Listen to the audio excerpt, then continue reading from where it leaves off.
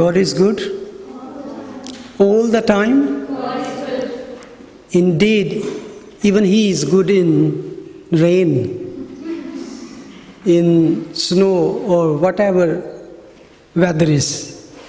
आए हम अपनी रूटीन के मुताबिक जैसे कि हम स्टडी कर रहे हैं the life and ministry of Jesus Christ in chronological order, सिलसिला ब सिलसिला तरतीब के साथ। तो आज हम खुदा उनके कलाम में से मैथ्यू चैप्टर 6 और इस चैप्टर के अगर पहले हिस्से में जो फर्स्ट पार्ट है, तो यहाँ पे खुदावन एक फ़र्द की, एक पर्सन की, एक क्रिश्चियन बिलीवर की, यानी कि अमली रास्तबाजी के 3 ख़ास पहलुओं की बात करते हैं, जिसमें charity and prayer and fasting, यानी कि खैरात के काम, सखावत के काम और दुआ और देन रोज़ा, इसके बारे में। और ये तीनों एक बिलीवर की ज़िंदगी का ये ख़ास हिस्सा होना बहुत ज़रूरी है, क्योंकि पहले भी शायद आपके साथ जिक्र किया था, वो जॉय जो है उसमें 3 सिर्फ हैं, JOY। तो जे क्या है? Jesus, first Jesus, then O others, then you. तो अगर आप इस तीनों चीज़ों में देखें, यानी कि charity and prayer and fasting, यानी तो अगर हम प्रेयर को देखें तो prayer is dealing with God, that you and God, ये आपका और खुदा का एक लिंक है, रिलेशनशिप है।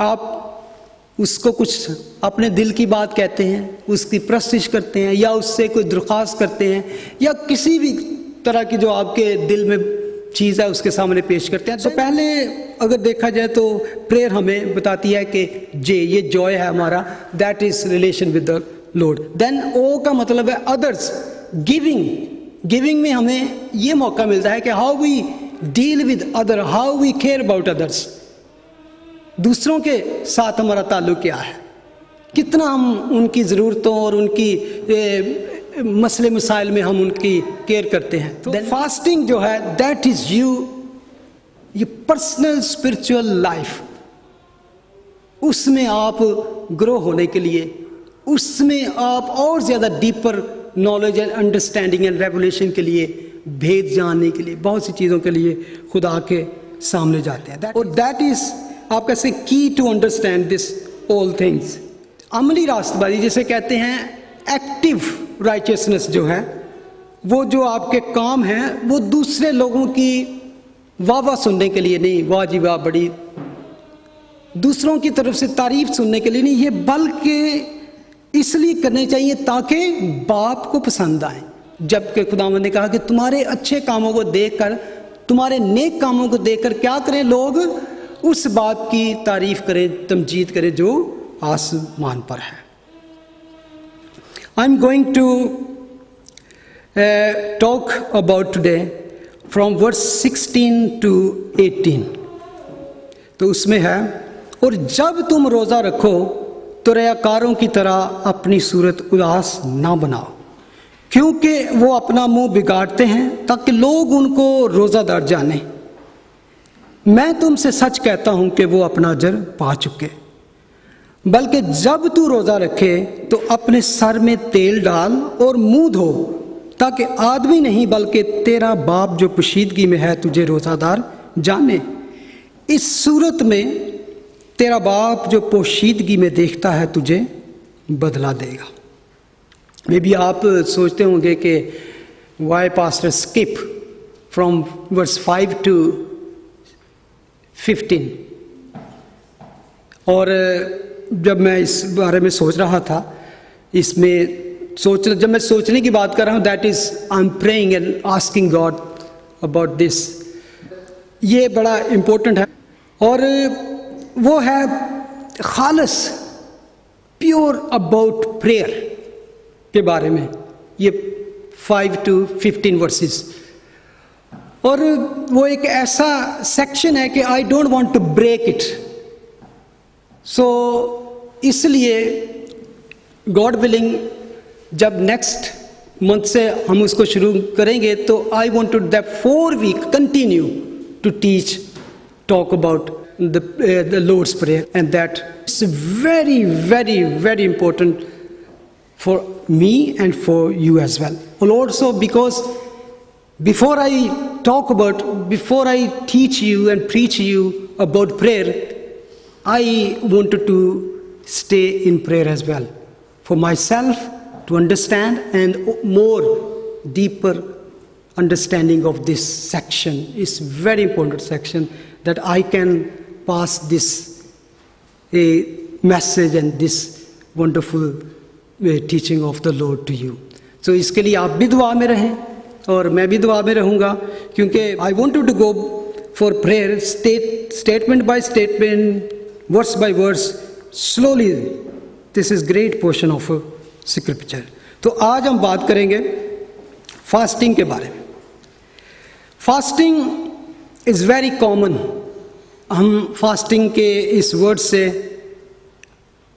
खूब वाकिफ़ हैं, और आज हमारे चर्चिज़ में इन रोज़ों के बारे में बहुत कम नॉलेज है. अगर मैं आपसे पूछूं तो आपको बहुत कम इसके बारे में नॉलेज होगा आपके, कि what is actually the biblical fasting. Very little understanding of fasting, और what is the spiritual connection in fasting. जब आप फास्टिंग की बात करते हैं तो सबसे पहले आपके ज़हन में क्या आता है? फूड की बात की गई है.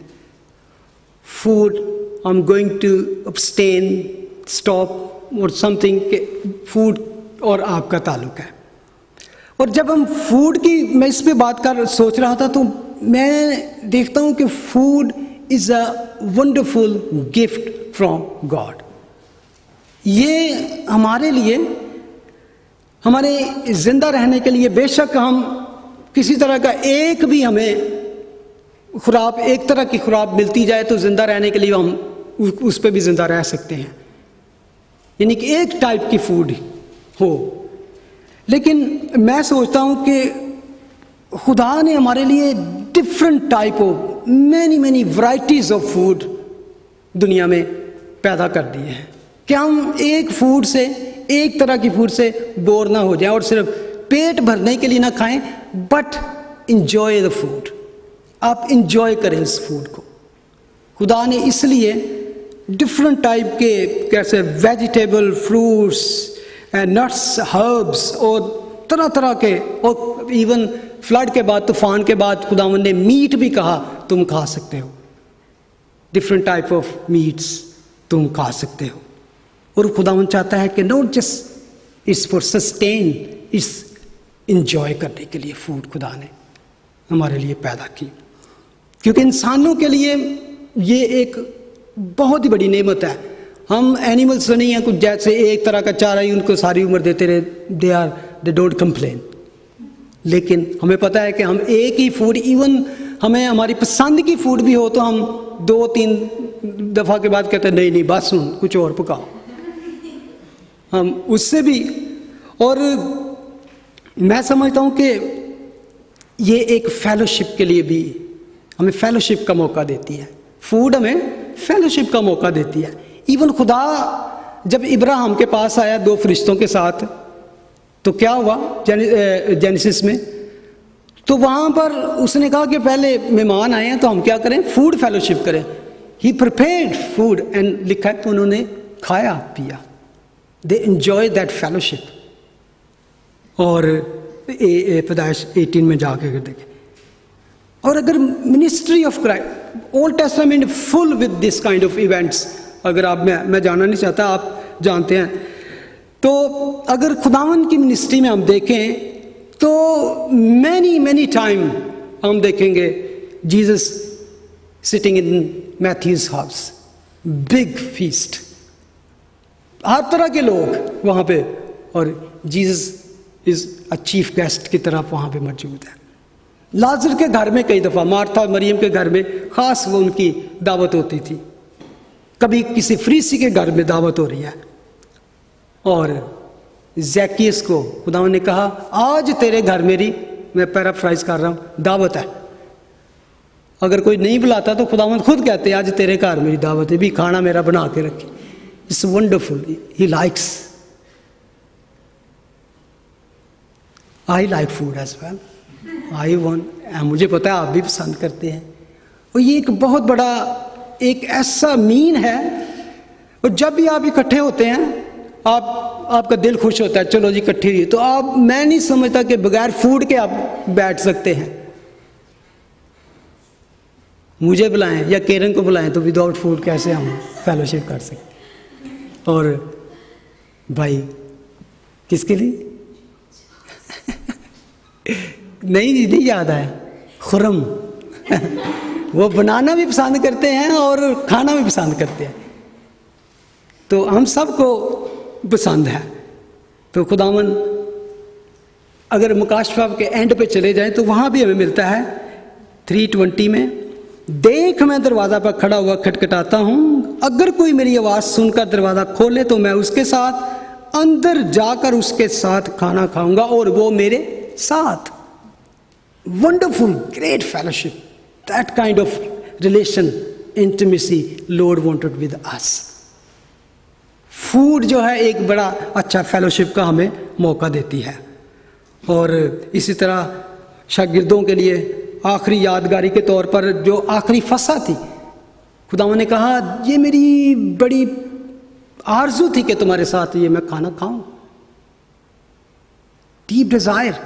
तो फिर उन्होंने उनके साथ खाना खाया और वो यादगारी के तौर पर, रिमेम्बरेंस के तौर पर कहा ये हमेशा करते रहना, गेट टुगेदर एंड मेरी यादगारी में जब तक मैं ना आऊं। और शागिर्दों ने उसको जारी रखा और आज भी वो रस्म हम में जारी है। ये खुदावंद का एक तरह का हुक्म था। एक और बात अगर देखें, फूड हमें वर्शिप का मौका देती है, शुक्रगुजारी का मौका देती है। और मुझे पता है जितने क्रिश्चियन हैं जब भी वो मील, किसी भी मील के लिए इकट्ठे होते हैं, they just give thanks to God, खुदावंद की शुक्रगुजारी करते हैं। और ये जब भी आप खाते हैं खुदावंद का शुक्र अदा करते हैं कि thank God you have given us this wonderful food to nourishment for enjoy, to enjoy that food. तो ये क्या हमें और ज़्यादा एंजॉय का, शुक्रगुजारी का मौका देते हैं। 1 तिमोथी 4:3 में लिखा है कि खुदा ने खाने इसलिए पैदा किए कि ईमानदार, हक के पहचानने वाले उससे शुक्रगुजारी के साथ खाएं। That's why the God has given us the food. तो इसलिए it's okay to eat and enjoy. हमें पूरा पूरा खुदा ने हक दिया है कि खुदा की इन नेमतों को खाएं, सैर हों, शुक्रगुजारी करें। बल्कि यहूदियों में तकरीबन डिफरेंट टाइप ऑफ ट्रेडिशन थी, रवायतें थी। एक रब्बी की रवायत थी, वो कहते थे कि जब तुम ऊपर हेवन में पहुंचोगे तो खुदा आपसे क्वेश्चन करेगा, पूछेगा, आपको जवाब देना पड़ेगा कि for every good things you didn't eat, कि why you didn't eat that good food. तो मैं समझता हूँ कि नेक्स्ट टाइम मैं किसी पार्टी पे जाऊँ तो मैं कहूँगा I wanted to taste every single thing. So ये एक एक्सट्रीम थी उनकी। तो एक तरह का रबी इस तरह की बात करता है और कुछ रबी इस टाइप के थे जो कहते थे कि वो most of time they fast, और वो फास्ट करने का जो उनका ज़हन था, खुद परस्ती, self righteousness. More holy people can see them, they are wonderful, very very holy man. और उनका स्टाइल जो था वो बहुत ही डिफरेंट था।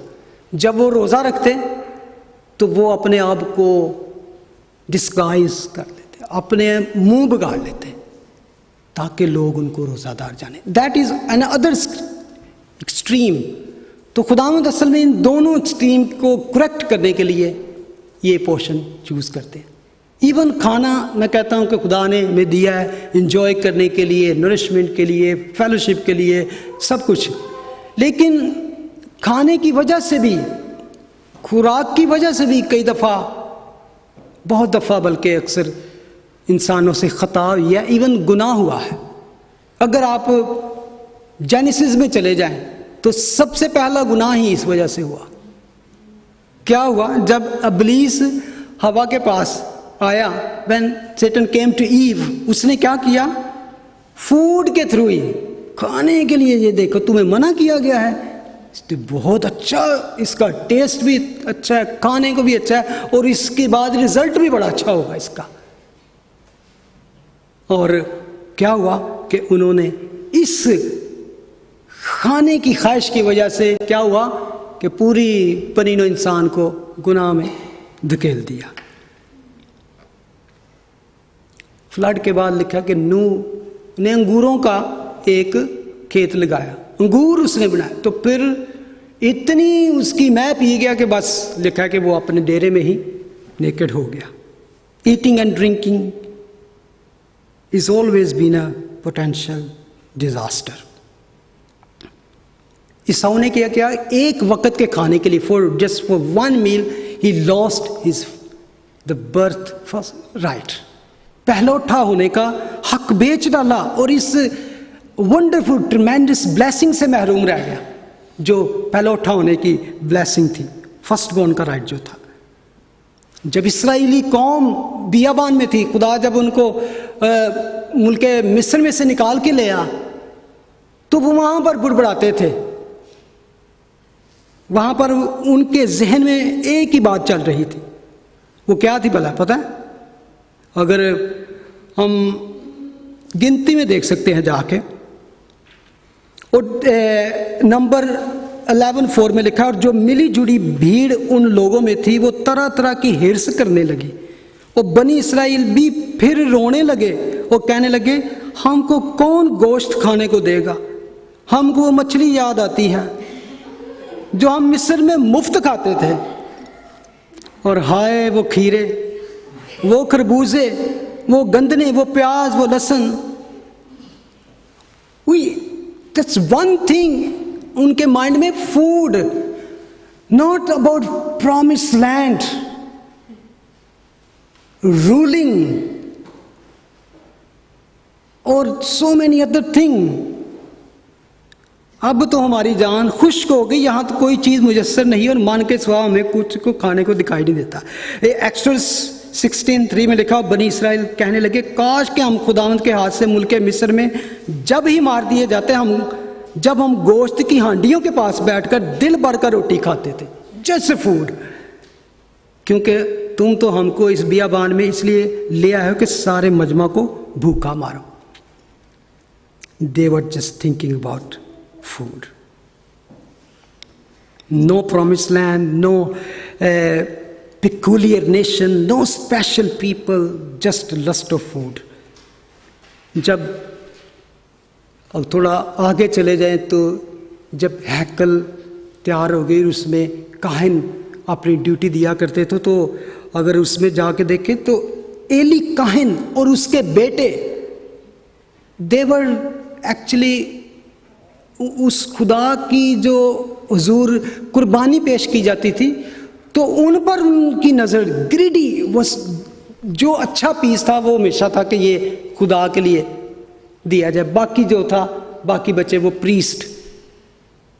तो उसके बारे में लिखा है कि उसके बेटे जो थे वो लंबी एक उन्होंने लोहे की रखी होती थी राड, तो वो हिस्सा ऐसे करते, तो लोग रखे तो वो अपने लिए निकाल लेते। दे वर सो ग्रीडी, खुदा के घर में करप्शन कर रहे थे। पॉल इसके बारे में सख्त अल्फाज में 1 कुरिन्थियन में बात करता है कि खाने के बारे में, कि हम उसके बारे में ग्रीडी ना हो। जब वहाँ पे वो शुरू उन्होंने होली कम्युनियन का जब रस्म थी, तो वो उसमें कहता है चैप्टर 11 वर्स 19, क्योंकि तुम में बिदतों का भी होना ज़रूर है, ताकि ज़ाहिर हो जाए कि तुम में मकबूल कौन से हैं। ये आयत वैसे हटके है, लेकिन सिर्फ इसलिए कि कई दफ़ा लोग कहते हैं जी इतनी मिशनें बन गई हैं, इतनी हो गई हैं, ये क्या हुआ। बेशक ये हमारी इंसानों की वजह से डिविजन्स हैं, लेकिन खुदा का कलाम पहले से ही इसको प्रिडिक्ट करता है कि इट विल हैपन, और होना ज़रूर है। वो कहता है तुम में बिदअतों का भी होना ज़रूर है। क्यों? ताकि पता चल जाए कि कौन सही है और कौन गलत है। बस जब तुम बाहम जमा होते हो तो तुम्हारा वो खाना इशाए रबानी नहीं हो सकता, क्योंकि खाने के वक्त हर शख्स दूसरे से पहले अपना इशा खा लेता है, और कोई तो भूखा रहता है और किसी को नशा हो जाता है। क्यों? खाने पीने के लिए तुम्हारे घर नहीं है, या खुदा की कलीसिया को नाचीज़। यानी कि यहाँ पर भी एक ऐसी इसी तरह की बदनज़मी थी, तो खुदा उनको वहाँ पर पलूस के ज़रिए से सख्ती से मना करता है कि कुछ अमीर लोग थे जो थोड़े, तो वो आके तो पहले से शुरू हो जाते, तो वो बड़ी गड़बड़ वहाँ पे थी। तो इसीलिए खुदावन यीशु मसीह कहते हैं कि जब आखिरी दिन होंगे, तो last day, end of the time, तो क्या होगा। मैथ्यू 24:37 में लिखा है कि जब आखिरी दिन होंगे तो किस तरह के हालात होंगे।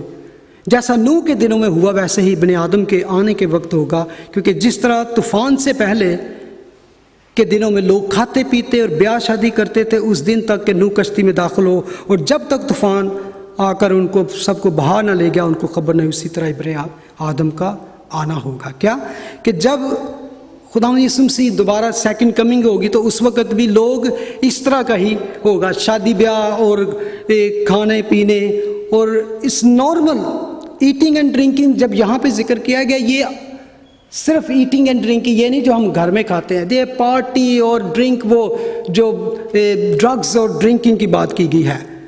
पार्टी लवर सोसाइटी, आज हम देखें तो हम पार्टी लवर सोसाइटी में रहते हैं। Gluttony and drunkenness is a part of today's modern life. खुदा का कलाम कहता है जब मैं उनको पेट भर के खाना दूंगा तो क्या करेंगे।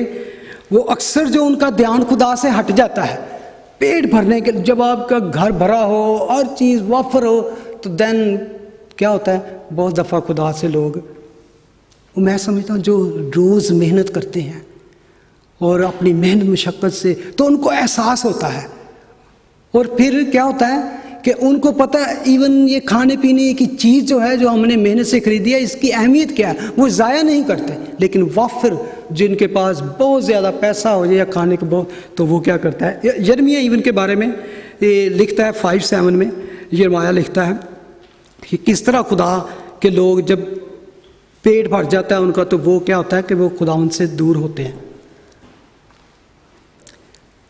मैं तुझे क्यों कर माफ़ करूं, तेरे फर्जंदों ने मुझको छोड़ा और उनकी कसम खाई जो खुदा नहीं है। जब मैंने उनको सैर किया, यानी कि उनको मैंने प्रॉस्पर किया, तो उन्होंने बदकारी की और परे बांध कर काबा खानों में इकट्ठे हुए। वो पेट बड़े भरे घोड़ों की मानंद हो गए।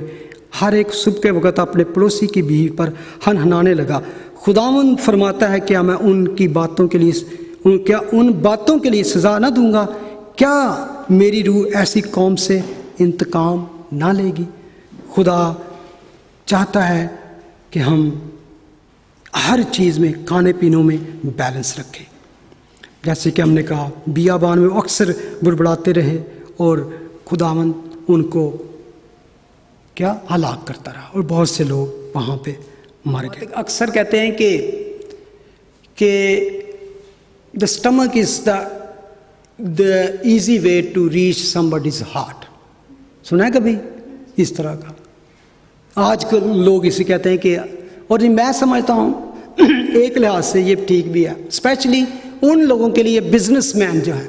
आप देखें जो बिजनेसमैन होते हैं, जिसके साथ डील करनी थी, उसको अच्छे से रेस्टोरेंट में लेके जाते हैं, अच्छे से रेस्टोरेंट में लेके जाते हैं ताकि उसको अच्छी तरह स्टफ़ कर दें, उसका पेट भर दें, तो फिर बात करते हैं उनसे, उनते तू मेरा खाना खाता है, उनते तो गल मेरी मनेगा। बिजनेस डील के लिए तो अच्छा है। तो लेकिन इवन बाइबल हमें इसके बारे में भी ये खबरदार करती है, इसलिए do not just eat with everyone. आप कहेंगे ये कैसे लिखा है? अगर हम वो ये साम गाते हैं, साम 141, खावा ना उन्ना दे स्वादले खाने उन्ना विचों ना एक गरा, यानी कि do not eat with enemy also और do not eat with this kind of people जो आपको खिला के, इसीलिए अगर गौर करें तो वहाँ पे लिखा है मेरे होंठों पर पैरा, मेरे मुंह पर पैरा बैठा। तो इसका मतलब ये नहीं ओनली कि आपके मुंह से कोई गलत बात ना लिखे, बल्कि ये भी है कि आपके मुंह के अंदर भी कोई गलत चीज़ ना जाए। तो इसलिए खबरदार रहें तो कि हम किसके साथ बैठे हैं और कौन है। तो फूड इस सम टाइम हमें क्या करती है कि खुदा से दूर भी ले जाती है, और कई दफ़ा हम ऐसी जगहों में चले जाते हैं, ऐसे लोगों के साथ, ऐसी पार्टीज़ में चले जाते हैं जहाँ हमें शामिल नहीं होना चाहिए। वहाँ पे अगर आपका दिल इस तरह की चीज़ें, ड्रिंक और ड्रग्स और फूड, ये सब इन पे आपका मन नहीं है, तो आप उस पार्टी में जाके एंजॉय भी नहीं करेंगे। आप बल्कि देखेंगे ये क्या कर रहे हैं। बारे में मैं सोच रहा था कि अगर टीवी चैनल में देखें तो एक साइड पे आपको इतनी यानी कि एड्स मिलेंगी और इस तरह के प्रोग्राम मिलेंगे कि how you can be more beautiful, have beautiful body. तरह तरह के प्रोग्राम हैं, तरह तरह की एक्सरसाइज हैं और पिल्स हैं और इस तरह की डाइट्स हैं। और एक तरफ आप देखें तो कुकिंग की इतने प्रोग्राम हैं, हर किस तरह आप अच्छी फूड खा सकते हो, रिच फूड, और बेशुमार हर चैनल में आप देखें कि फूड फूड फूड, और this is wrong type of food है। स्पिरिचुअल और फिजिकल फास्टिंग, स्पिरिचुअल और ये फास्टिंग जो हम बात कर रहे हैं, अब मैं आना चाहता हूं कि Bible never present any plan in entire scripture the fasting for physical reason, never Bible present. That is not the issue to get the body beautiful. That is not the biblical fasting. जबकि आज society में ज़्यादातर दौड़ ये है sense of social acceptance, ये कैसे है, ईगो रेस लगी हुई है फिजिकल फिटनेस के बारे में, ब्यूटीफुल बॉडी। आजकल की मॉडल्स जो हैं वो क्या हैं, they are live on constant state of malnutrition. वो तरह तरह के कैप्सूल खाते हैं जिसमें सिर्फ पानी पीना पड़ता है, तो वो कई कई दिन तक बगैर फूड के चलती है। और क्योंकि ये डिज़ायर इतनी इंक्रीज कर गया लोगों में अपनी ब्यूटीफुल बॉडी की वजह से, एक new type of disease create कर लिया। You know what is that disease? Anorexia. ये पता है आपको सर, लड़कियों को खास तौर से इसका पता है। वेरी वेरी सीरियस डिजीज है। और इस डिजीज में क्या होता है कि जहनी तौर पर लोग फूड से इतना खौफजदा हो जाते हैं कि अगर हमारे मुंह में ये चली गई तो वो मुंह में जाते ही अंदर जाने से पहले ही वॉमिट कर देते हैं। इस तरह की वो डिजीज है उसके। इस तरह वो they continue lose their weight, तो क्या होता है, ये मौत तक भी ले जाती है ये problem. This is not the biblical approach of the fasting. May be इस रीज़न से फास्टिंग करना भी जो है वो शायद सिंफुल हो। अगर आप कभी भी इस रीज़न से फास्टिंग करते हैं, you will not get any spiritual benefit. Never think कि आप कोई इस तरह से स्पिरिचुअल वैल्यू इसकी कोई नहीं है।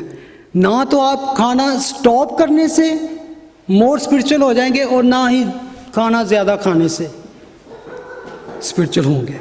आप खाएं या ना खाएं, रोमन 40 में लिखा है कि खाना पीना हमें खुदा की बादशाही से नहीं मिलाएगा। इसलिए आप फूड को एंजॉय करें, लेकिन अब हम देखना चाहते हैं कि what is actually the benefit biblical. आप ये नहीं कह सकते I am just going to fast इसलिए I am going to be spiritual. So we are not interested in physical, self-centered, mystical kind of fasting to get a better looking body or to get ready for another activities or gluttony parties. There must be a spiritual context for a fast to be biblical. कलाम मुकद्दस में fast का जो जिक्र आया है वो सबसे पहले बुक ऑफ जजेस में आया है, चैप्टर 20 वर्स 26 में, कि ओल्ड टेस्टामेंट में फास्टिंग जो है तकरीबन 34 टाइम और न्यू टेस्टामेंट में 20 टाइम इसका फास्ट का वर्ड यूज हुआ है। जो फास्टिंग थी यहूदी कौम के लिए ही नहीं बल्कि अगर देखें दूसरी भी कौमें इससे खूब वाकिफ है। इस्लाम देख लें, बुद्धिज़्म देख लें और हिंदू देख लें, उनकी ज़िंदगी का भी एक ख़ास हिस्सा है। और मूसा के वक्त जो मूसा को दिया गया रोज़ा, वो अहबार की किताब में लेविटिकस में उसमें लिखा है अपनी जान को दुख देना। उस वक्त तो फास्टिंग का वर्ड नहीं यूज़ किया जाता था। और वो जो आहिस्ता आहिस्ता इबादत का उनका हिस्सा बन गया कि मूसवी शरीयत में सबसे पहली इसकी बात की जाती है, तो वो था एक दिन का रोज़ा for whole year, just one fasting day. और वो क्या था, जैसे मैंने कहा लेविटिकस चैप्टर 16 वर्स 29 में, और ये हुक्म था कि ये तुम्हारे लिए एक दायमी कानून हो कि 7वें महीने की 10वीं तारीख को तुम अपनी अपनी जान को दुख देना। इस रोज़ तुम्हारे वास्ते तुमको पाक करने के लिए कुफारा दिया जाएगा। सो तुम अपने सब गुनाहों से खुदावंद के हुजूर पाक ठहरोगे। ये तुम्हारे लिए ख़ास आराम का सबत होगा। तुम इस दिन अपनी अपनी जान को दुख देना। ये दायमी कानून है। ये किस चीज़ के लिए? गुनाहों के कुफारे के लिए। रिडेम्पशन ऑफ सिन, अटोनमेंट इसको कहते हैं, अटोनमेंट। तो जब मसीह यीशु ने क्रॉस पर अपनी जान दी, उन्होंने क्या किया? गुनाहों का कुफारा था। Since then we are not under this even. वो हमारे गुनाहों का कुफारा वंस फॉर ऑल, एक ही बार उसने वहां पर चढ़कर अपनी जान की कुर्बानी देकर, कुफारा देकर हमारे लिए। और अगर आप गौर करें, अटोनमेंट का जो वर्ड है, एट वन मेंट, एक ही ने दिया हमेशा के लिए, एट वन मेंट। वंडरफुल। और इसके बाद डिफरेंट उनके और भी एक तरह के रोज़े थे, दैट वाज, जिसको कह सकते हैं कि स्पेशली कमांडमेंट थी। लेकिन दूसरे रोज़े थे जो किसी ख़ास वक्त या किसी ख़ास वजह से रखते जाते, वक्ती या कह सकते हैं ख़ास रोज़े होते थे। ऐसे रोज़े, ऐसी फास्टिंग जो ज़रूरत के तहत रखे जाते थे, ख़ास मकसद के लिए रखे जाते थे। और इसको हम कह सकते हैं कलेक्टिव भी होते थे और पर्सनल भी होते थे, शख्सी भी और इज्तिमाई रोज़ा भी। और ये फ़र्ज़ नहीं थे बल्कि मुकम्मल तौर पर इख्तियार था। इट्स अप टू यू कि आप करें या ना करें। और कलाम मुकद्दस में they are many example in the Bible कि इसको कलेक्टिव तौर पर भी रखे गए और पर्सनल भी लोगों ने रखे। और अगर हम पर्सनल रोज़ों के बारे में एक दो मैं आपको वर्सेस बताना चाहता हूँ कि जब मूसा पहाड़ पर गया तो उसने 40 दिन एक दफ़ा और 40 दिन एक दफ़ा, 2 दफ़ा उसने फास्टिंग की। और ये थी उसकी पर्सनल शख्सी रोज़ा था। वो नीचे आके उसने नहीं कहा इसराइल कौम को मैंने अब 40 रोज़े रखे हैं तो तुम सब ने भी रोज़े रखने हैं। He never, you will never find in the Bible. He never, he was, वो उसका था कि खुदा के हजूर से वो शरीयत को, लॉ को जब उसने रिसीव किया फॉर हिज नेशन, तो उसका ये पर्सनल रोज़ा था। खुदा के 10 काम और शरीयत को जब उसने वसूल किया।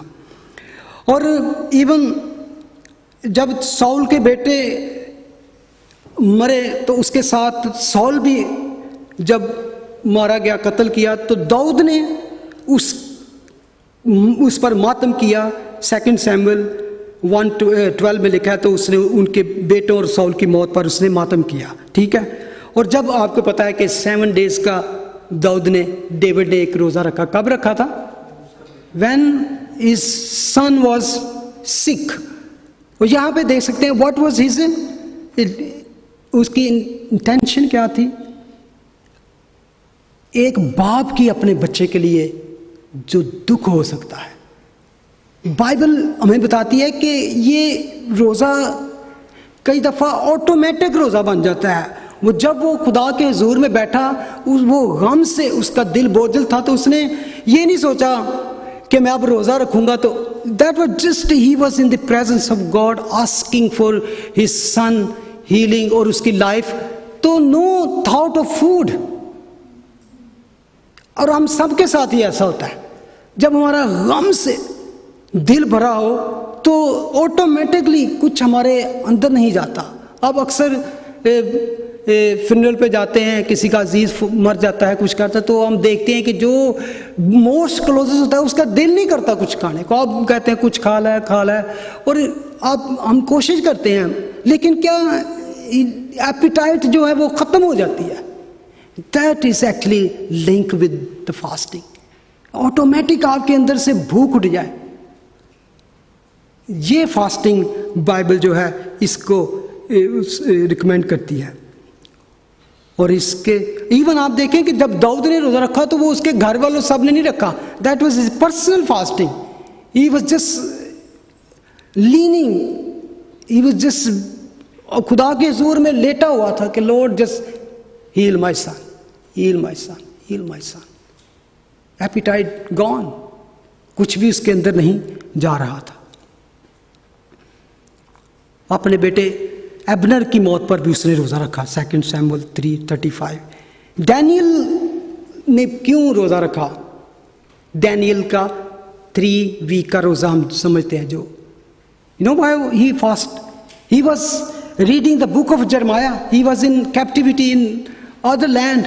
तो खुदा का कलाम जब वो पढ़ रहा था तो जरमाया, बुक ऑफ जरमाया, तो उसमें लिखा था कि खुदा का वादा था कि I will bring back my nation in their land. तो वो जस्ट वांटेड टू अंडरस्टैंड कि what is the time, what is the period Lord when you will bring our people back. तो उस कलाम को, उस रोया को, उस समझने के लिए वो खुदा के हुजूर बैठ गया। उसके अलावा कलेक्टिव फास्टिंग, जब बनी इसराइल में और बनी बिन्यामीन में लड़ाई हुई, जंग हुई, तो 18,000 पीपल मर गए, तो वो सब ने वहाँ पर रोज़ा रखा। और इसमें क्या थी कि जानी नुकसान की वजह से और खुदा से मदद हासिल करने के लिए। Many time they fasted because they wanted to confess and forgiveness of sin. They fast. और ये मैं समझता हूँ वेरी इंपॉर्टेंट। हम सब के साथ ऐसा होता है कि जब हमसे कोई खता हो जाती है, हम एज ए बिलीवर होते हुए व्हेन वी बाय मिस्टेक और इंटेंशनली कुछ सिन कर जाते हैं, तो हमारा खाना पीना हमसे छूट जाता है। अंदर से वो गिल्ट हमें कुछ खाने नहीं देता। Then we come into the presence of God, Lord forgive me, Lord forgive me. और जब आपको तसल्ली होती है, देन यू ईट। दाऊद ने जब गुनाह किया तो आप उसके बारे में साम 51, साम 32 पढ़े। लैमेंटेशन, मैंने तेरे खिलाफ गुनाह किया है, मेरी हड्डियां जो है वो उनका जूसेस खत्म हो गया मेरे अंदर से, सूखी हड्डियां, और मैं कहीं चैन नहीं पाता। लॉर्ड फॉरगिव मी। उसकी पुकार देखें, उसकी आह नाला देखें कि किस तरह he was saying, I stay in his presence, I lay down his presence with fast, रोज़े के साथ मैं उसके हुजूर में बैठा रहा। मैंने यूसुफ के बारे में बताया था कि जब 3 बड़ी बड़ी कौमें उन पर हमला करने के लिए आई 2 क्रॉनिकल्स में, तो वो लिखा कि डर कर खुदावन का तालब हुआ। क्या हुआ? खौफ, फियर भी आपको फास्टिंग में ले जाता है। द फियर ऑफ अपनी जान का, अपने फैमिली का, अपने कुंबे की, अपने उनकी जब डेंजर में हो तो यू गो फॉर फास्ट। तो उसकी पूरी कौम ही थी, तो लिखा है कि वो डर कर खुदावंद का तालब हुआ और उसके हजूर में क्या किया? उसने पूरे यहूदा में रोज़ा की मुनादी कराई। देन दे एवरीवन, इवन शीरखार बच्चों को भी उन्होंने जैसे आप कह सकते हैं कि अभी भाई राशिद के बच्चे हैं, एलिया, इन बच्चों को भी उन्होंने कुछ नहीं दिया, इतने इतने छोटे चीरकार बच्चों को भी, और वो खुदा उनके हुजूर में खड़े रहे। जानवरों तक को उन्होंने खान दिया। That is actually automatically you come in fast. दुख, मातम, गम जो है वो आपको फास्टिंग में ले आता है, और फिर खुदा ने उनकी सुनता भी है। फिर क्या, एजरा खुदावंद से 21 में कहता है डायरेक्शन के लिए रोजे लगते थे लोग। खुदा हमें सीधी राह पे दिखा, हमें बता हमने कहाँ जाना है, क्या करना है। बाल बच्चों के लिए सीधी राह, अपने यानी कि फैमिली के लिए, अपने चिल्ड्रंस के लिए, कि इनके लिए दुआ। और आपको पता है कि अय्यूब भी दुआ किया करता था उठ के अपने बच्चों के लिए, कुर्बानी करता। ये इसलिए भी आप फास्टिंग में करते, अपनी औलाद के लिए, अपने बहन के लिए, अपने भाइयों के लिए। लॉर्ड इनको, इनकी आंखें खोल, इनको सीधा रास्ता दिखा ताकि ये तुझे जाने। एस्टर के बारे में आप जानते हैं, पूरी कौम के कत्ल का प्रोग्राम बन चुका था, और एस्टर ने क्या किया, वो स्टेप लिया कि उसको पता था अगर मैं बगैर अपॉइंटमेंट के, बगैर पूछे, if I go in the presence of king she should be killed. बस उसने कहा, अपनी कौम को कहा, तुम रोजे में बैठ जाओ, टेक फास्ट। और लिस्ट के बारे में लिखा है कि उसका जो अंकल था, कजन था, मोर्दखाई, मर्दकी, राख सिर पे डालकर, टाट ओढ़ कर वो बाजारों में, और ये उसका रोज़ा दिखाने के लिए नहीं था। He was really in pain कि nation is going to be vanish. The plan बन चुका है। Then they stay in fast. तो क्या हुआ, खुदा ने उनकी दुआ सुनी। नेहमिया ने यरूशलेम की खस्ता हालत सुनकर कई दिनों तक मातम किया। नेहमिया जब किसी बादशाह के हुजूर में था तो उसका एक कप बेरर था, साकी था, तो उसको जब यरूशलेम से कुछ लोग आए तो उन्होंने बताया कि यरूशलेम की हालत खस्ता है, तबाह है, दीवारें टूटी हैं और ये है वो है। तो क्या लिखा है कि वो कई दिन तक मातम में, तो कुछ खाया ना पिया। That is a fasting Bible tell us. यिर्मयाह के दिनों में रोज़ा की मुनादी की गई, रोज़ा रख कर यिर्मयाह की किताब पढ़ी गई। योना नबी के बारे में, नैनवा सिटी के बारे में आप जानते हैं। योना गया तो उसने क्या किया, ही जस्ट प्रीच्ड, क्या उनको सिर्फ ये प्रीच किया, then Nineveh is going to be destroy. उसने ये नहीं किया repent repent repent, no, he didn't preach repentance. उसने कहा बस बर्बाद होने वाला है, बर्बाद हो जाएगा, 40 दिन के अंदर अंदर हो गया है। और ये जेंटाइल्स थे, ये यहूदी कौम नहीं थी, लिखा है। और उन्होंने, बादशाह ने जो वहाँ का था, उन्होंने 3 दिन तक फास्टिंग की मुनादी कर दी। उन्होंने कहा सारे लोग, जानवर भी, बच्चे भी, बूढ़े भी, सब क्या करें, फास्टिंग में चले जाए। और उन्होंने इस ईमान से रोज़ा रखा, टाट ओढ़ कर खुदा के तालब हुए। तो क्या हुआ कि वो बच गए, खुदा ने उनकी सुनी।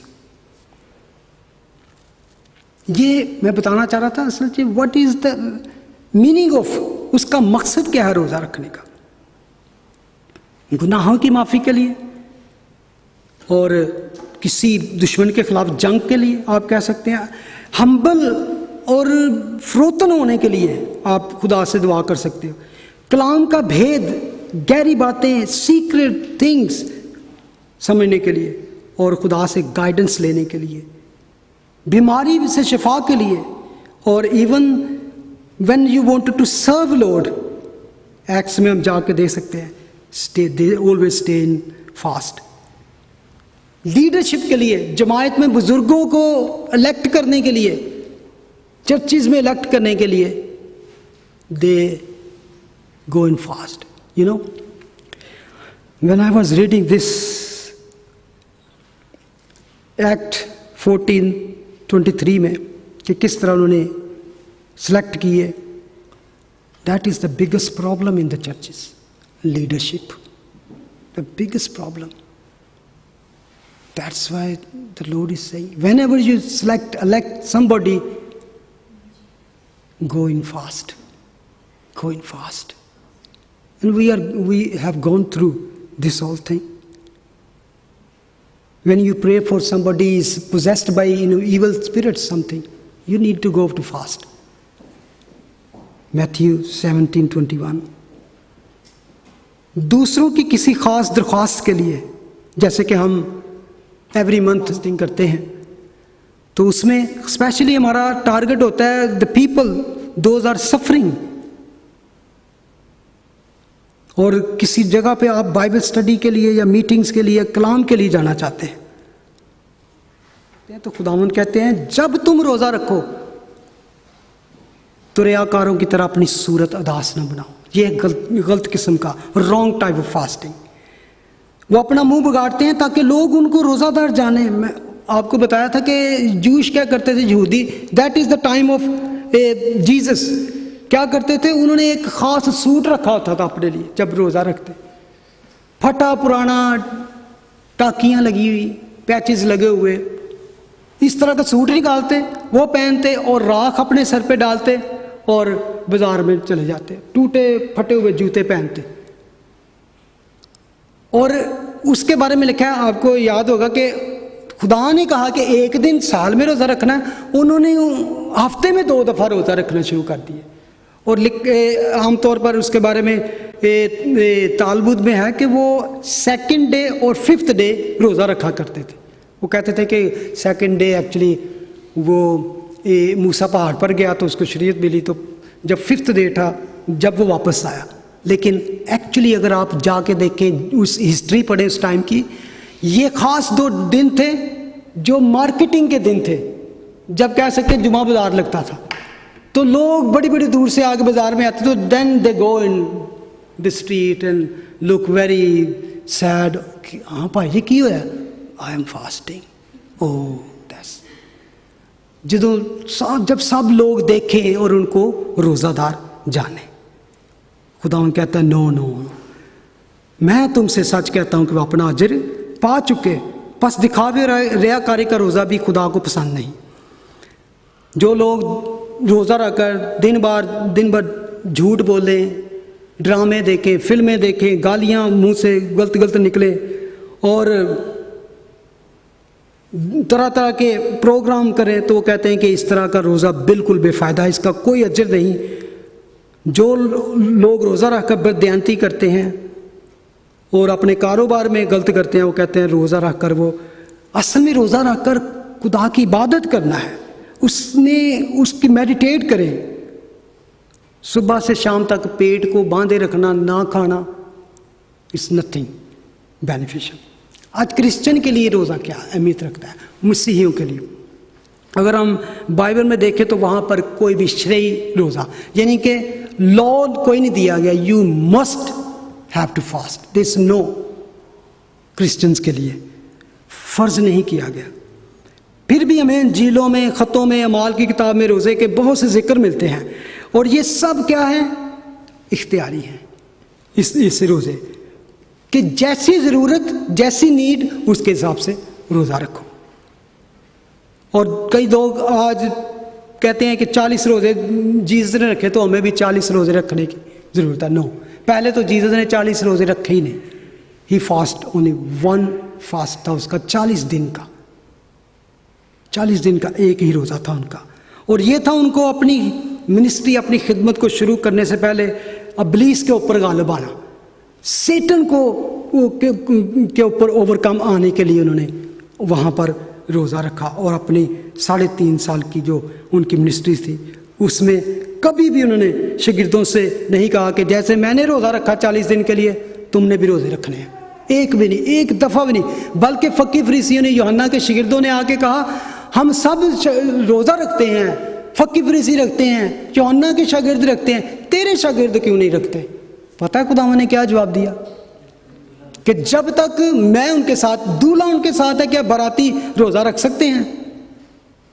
But the time will come when they will fast, जब दूल्हा उनसे जुदा किया जाएगा। इट्स मीन अगेन, आप देखें, जब कोई चीज़ आपसे जुदा कर दी जाए, मातम दुख की वजह से, उसने ना तो खुदा यीशु मसीह ने आपको मना किया है और ना ही उन्होंने आप पर फ़र्ज किया है, लेकिन अजम्पशन क्या है, अज्यूम ये किया कि यू विल फास्ट, इसके बेनिफिट है रोज़ा रखने के।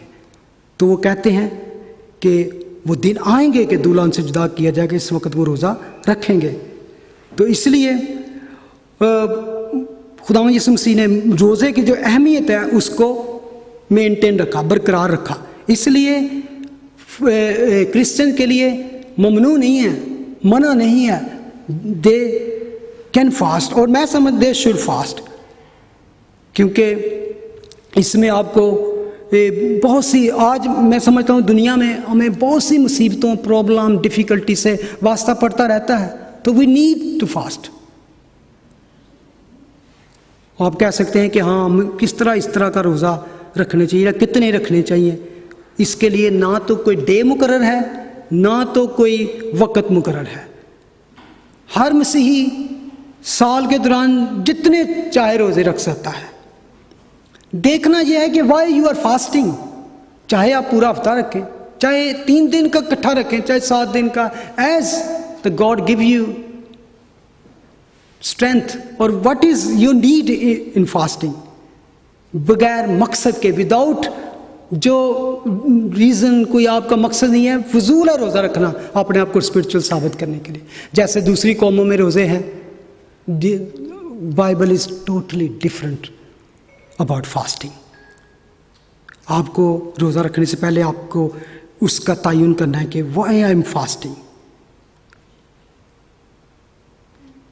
ये किसी दिन भी रखा जा सकता है और जब आप चाहें, और इसका पीरियड भी जितना आप लंबा कर सकते हैं। मैं समझता हूँ जब जैसे कि जितनी आपकी सिचुएशन होगी वो आपको ऑटोमेटिकली लंबा रोज़ा भी हो सकता है, ऑटोमेटिकली स्मॉल भी हो सकता है।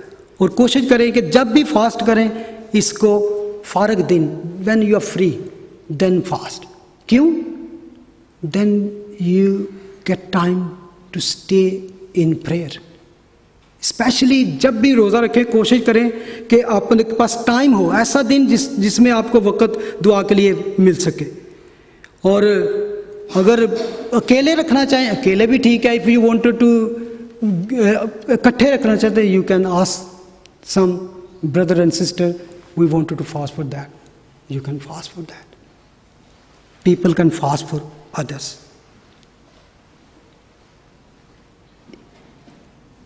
और इसमें कोशिश करें कि आप दुआ में वक्त गुजारें।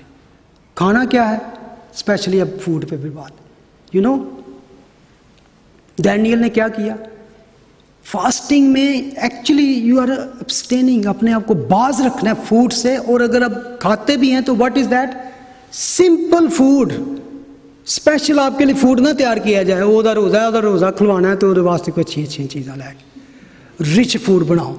दैट इज़ एक्चुअली आप देखें जो इस्लाम में रोज़ा है, और मैं समझता हूँ कि जो रमज़ान का महीना है उसमें जितनी फूड खाई जाती है, जितनी अच्छी, रिच और ज़्यादा पूरे 11 मंथ में नहीं खाई जाती।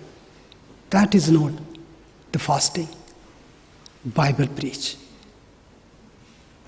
उससे आपको कोई नहीं फ़ायदा होगा। जो घर में पका है जस्ट सिंपली ईट दैट, कोई स्पेशल नहीं। और जिस तरह कुछ लोग कहते हैं तवे दी पक्की नहीं खानी, ये नहीं पीना, ये सब कुछ जो है गलत है। आप पूरा रोज़ा रख सकते हैं। अगर आप कहते हैं अगर टाइम ही है तो वो बिब्लिकल एक ही है, sunset and sunset तक आप रोज़ा रखें। रोज़े के दौरान आपको कोई चीज़ नहीं खाने की ज़रूरत। लास्ट में मैं एक बात करना चाहता हूँ कि दूसरों के लिए ख़ास तौर से रोज़ा, पता क्या, डैनियल की अगर आप चेक करें कि डैनियल ने जो रोज़ा रखा वो क्या था।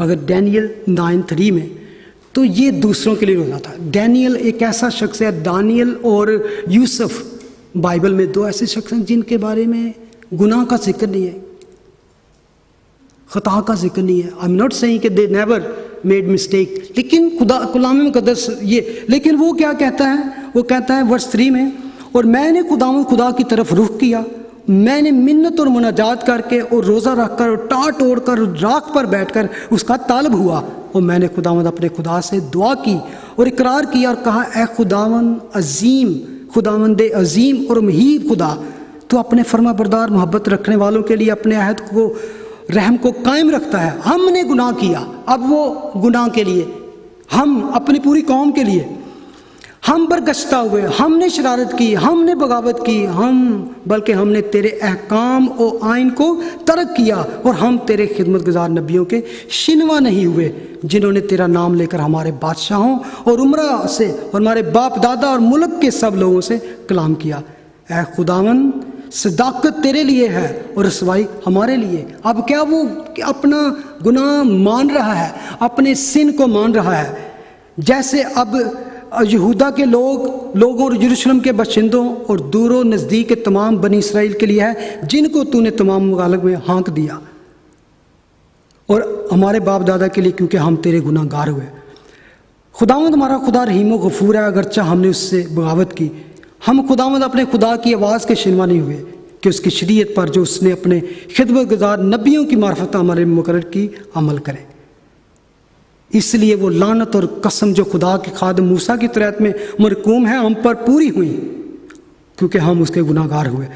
15वीं आयत में कहता है, और अब है खुदावन हमारे खुदा जो जोरावर बाजू से अपने लोगों को मुल्क मिस्र से निकाल लाया और अपने लिए नाम पैदा किया, जैसा आज के दिन है हमने गुनाह किया, हमने शरारत की। ऐ खुदावन, मैं तेरी मिन्नत करता हूँ कि तू अपनी तमाम सदाकत के लिए मुताबिक अपने कहर व गज़ब को अपने शहर यरूशलेम यानी अपने को मुक़द्दस से, अपने कोहे मुक़द्दस से मौकूफ़ कर, क्योंकि हमारे गुनाहों, हमारे बाप दादा की बदकिरदारी के सबब से यरूशलेम और तेरे लोग अपने सब आसपास वाले लोगों के नज़दीक जाए मलामत हुए। बस अब ए हमारे खुदा, अपने खादम की दुआ और इल्तमास सुन, अपने चेहरा को अपनी ही खातर अपने मक़दस पर जो वीरान है जलवागर फरमा। ए मेरे खुदा, कान लगा कर सुन और आंखें खोल कर हमारे वीरानों को और उस शहर को जो तेरे नाम से कहलाता है देख, कि हम तेरे हुजूर अपनी रास्तबाजी पर नहीं बल्कि तेरी बेनहायत रहमत पर तकिया करके मुनाजात करते। ए खुदावंद सुन, ए खुदावंद माफ़ फरमा, ए खुदावंद सुन ले और कुछ कर। ए मेरे खुदा, अपने नाम की खातिर देर ना कर, क्योंकि तेरा शहर और तेरे लोग तेरे ही नाम से कहलाते हैं। आमीन।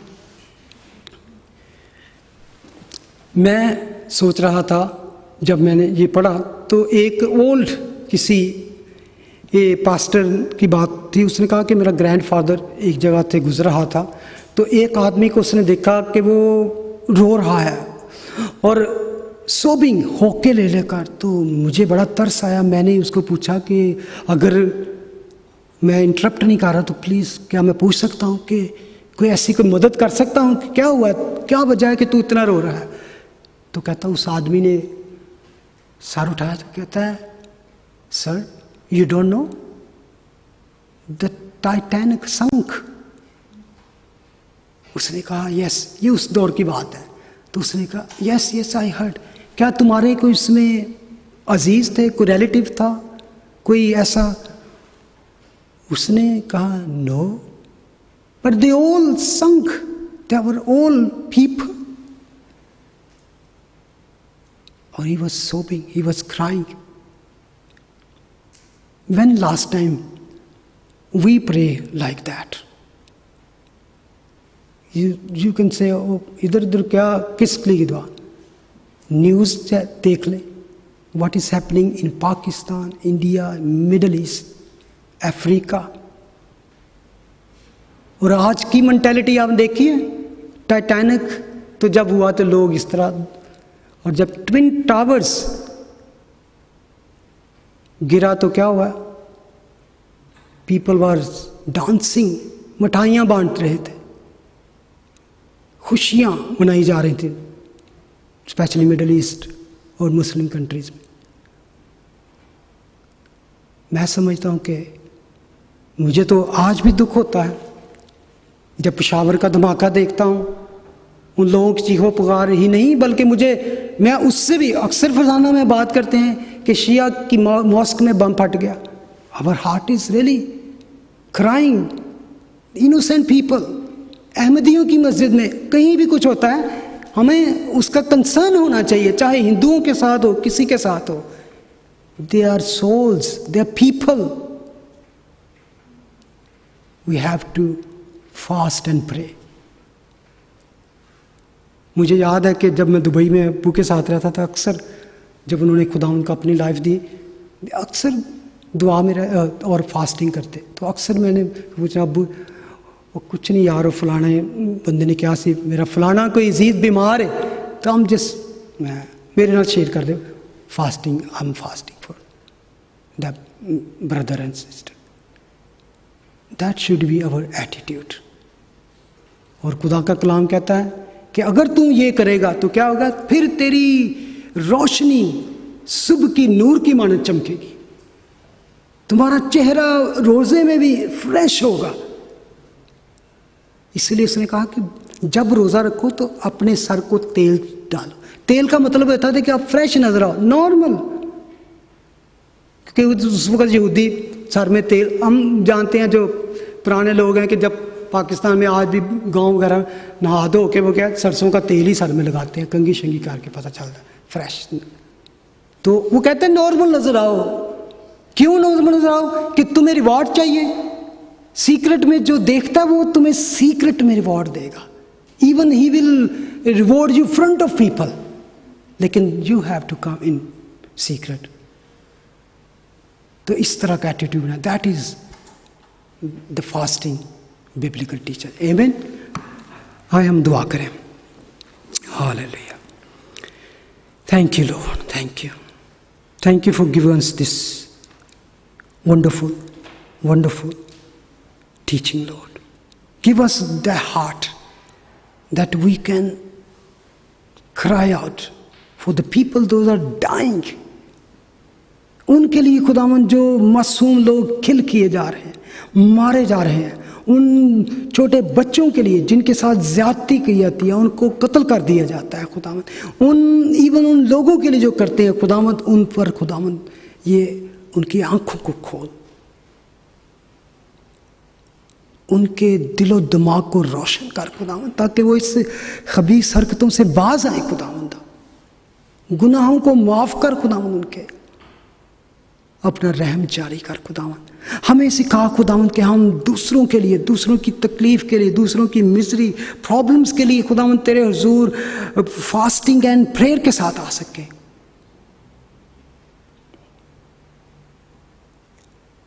Thank you Lord, thank you for teaching us this way. और बख्श दे खुदावन कि हम जब फास्ट करें तो हम जाने या तू जाने खुदावन, ताकि हम तू जो पोशीदगी में देखता है हमें पोशीदगी में ब्लेस कर सके। In Jesus name we pray, आमीन। Thank you.